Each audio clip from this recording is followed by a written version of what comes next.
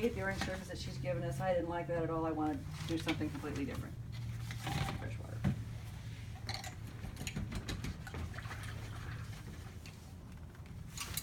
I like my white clouds, and I don't like them with orange in them. I don't understand why she made us paint on orange if I'm going to do white clouds. Perfectly fine. Then you get to come in here. Skies are usually darker at the top, lighter at the bottom. You're not looking through so much horizontal, atmospheric, human-made poop in the sky. So they're going to be darker at the top. That went, oh, it went above my line. That's how come.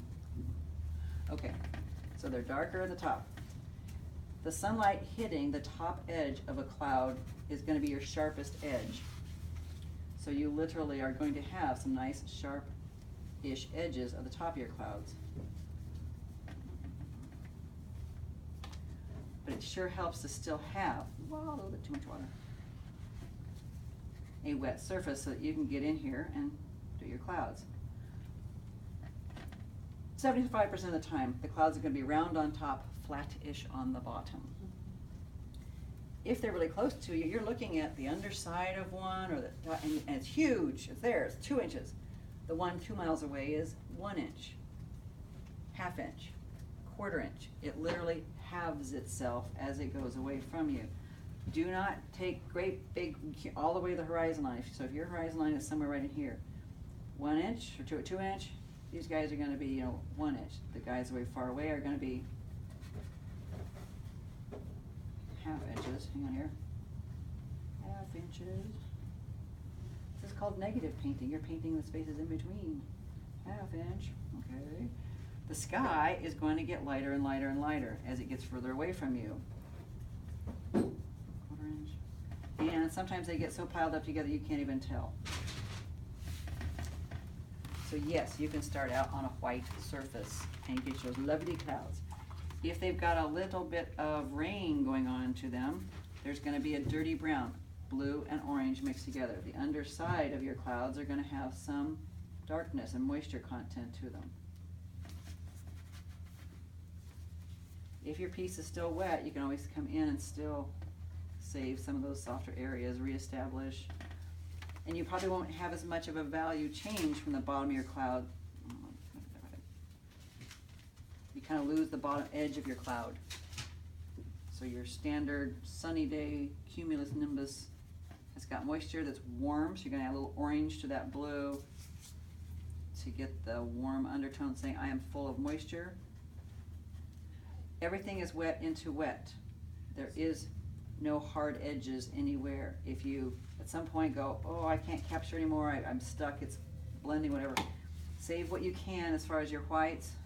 I'm going to go back here and see if I can save some. So every layer down you go half the previous width.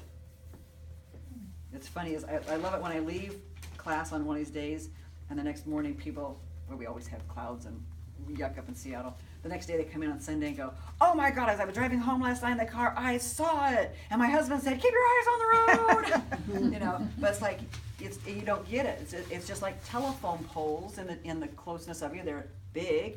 They're half the size, a block away. They're a quarter of that size a block away. So same thing, it's perspective. This tells you things are moving off into the distance. You will not have a cloud that big sitting on the horizon in your painting unless you photoshopped something out and just plastered it in behind. I've called a couple of photographers on that, and they're friends of mine. I said, okay, dude, you don't just get to put tulip fields up to here. You better show at least some of the horizon line and put the tulip field up to there. So that's one way. If you had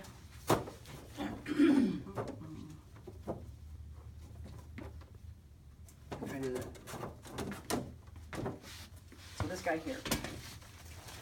If you have something like this and you're going, wow, I won't be able to keep track of the dark and the light, and there's too much going on. Analyze your photograph and look at it. Notice that the color of the sky is usually a cooler blue, working your way down through a warmer blue, and literally a little bit of a green. It is turquoise. It's the turquoise with a little bit of yellow to it and a lot of white. So that goofy little kind of a limey green color right there is what it takes to say I've transitioned from a blue sky down into that sunset situation where the sky is yellow. So when tackling a piece like this, I was gonna recreate it for you, but I thought it'd be faster just to describe. Look at the sky as one subject matter. Get it painted on first. Let it dry. Walk away, back away from the painting, and no one will get hurt. So do the sky first. Let it dry.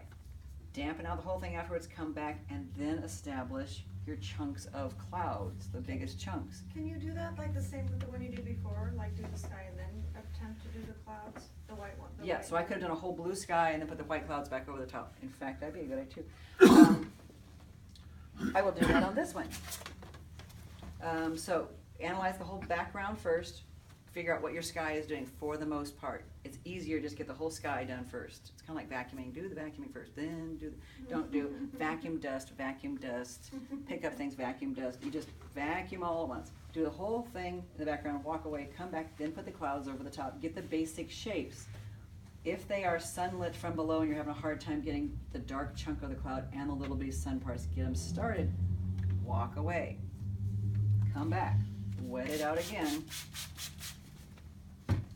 And start noodling it to death if you need to with all of the, but it really was a super, I'm trying to get the super yield sign yellow undercover of, if the sun is hitting your clouds from below, the bottom edge of your clouds is gonna see color first. If the sun, so son of a billfitch, do not have your wet paintings anywhere near where you plan to spray water. It's snowing, I love it. If you have sunlight coming from above, the lightest of the lights of your clouds are going to be from above. So don't take one picture here, one picture there, and try to combine them if you've got two different light sources. Choose the same light source. So in this case, our sun, which is, and when the sun comes out, he's white. He's not a bright yellow except in photographs and certain situations. For the most part, your sun, because he's blasted out everything, is white. The undersides of your pieces are going to show up. Your painting, the acrylic paintings do dry 30% darker. So just when you think that's the perfect color, when it dries back, it doesn't look like hardly anything, you might need to stick a little more of a light value in it. Do not do like I do and make every single bottom half of everything the exact same shape. Make sure you have a couple of varieties of shape if you don't end up following the exact photograph. Sunsets are hard because we end up with a lot of silhouettes and it ends up with a black something or other in the foreground. It's kind of harsh. So be careful of just choosing not to make your subject matter as dark as it appears in the piece, because it just becomes a black weighted at the bottom of your canvas.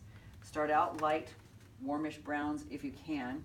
Let's see if I can work a couple darker, a little more drama down here. When you respray it to start again, as long as it pretty much all feels dry, you're good to go. You shouldn't have the speckled pattern that you had over there. If these were all wet and I sprayed, I probably would get that speckle pattern. Which if I had tried to do that for you and show you how you could make snowflakes, it would not have worked, just so you know. Life is not that good. When you have a sunset situation, predominantly speaking, everything right around here will be light yellows, light oranges, or very light taupey gray tans and such. You will not have the same value that's up here. That doesn't look that bad until you put it right next to that. So regularly, right around the sun, there's this halo of intensity that the sun blasts out all color. Same thing if this were a batch of trees in front of here that the sun was peeking through. You don't actually see the trunks of the trees. The trees are not dark greens, they're burgundy reds and oranges. So if you look at your next reference, next time you take a photograph of the sun peeking through the birch trees, look at the birch trees. They're not birch tree color, they're reds and burgundies and browns. So the clouds are softer subject matter. They can have more value and color to them out here in the outside rainbow area, but right next to the sun themselves, they are generally going to be very light orange, light yellow, and almost down to nothingness.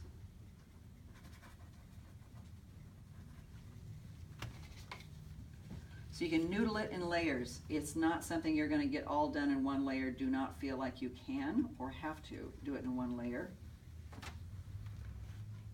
Would using